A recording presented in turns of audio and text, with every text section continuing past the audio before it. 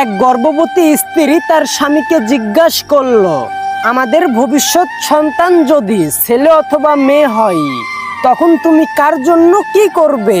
স্বামী বলল, যদি ছেলে হয় তাহলে ওকে আমি অঙ্ক শিখাবো, ওকে নিয়ে রোজ খেলতে যাব, মাছ কিভাবে ধরতে হয় ওকে শিখাবো, জীবনে কি করতে হয় সেটা শিখাবো। স্ত্রী বলল, আর যদি মেয়ে হয়? স্বামী বলল, আর যদি মেয়ে হয় তাহলে তাকে কিছুই শেখানোর দরকার নেই। স্ত্রী বলল, কেন? স্বামী বলল, কারণ আমার মেয়ে আমাকে দ্বিতীয়বারের মতো সবকিছু শিখাবে, কি করতে হবে, কোথায় খেতে হবে, কোথায় কি বলতে হবে না বলতে হবে। একদিক থেকে বলতে গেলে সে আমার দ্বিতীয় মায়ের মতো। আমি তার জন্য কিছু করতে পারি বা নাই পারি, সে আমাকে চিরদিন নিজের হিরো মনে করবে। যখন আমি তাকে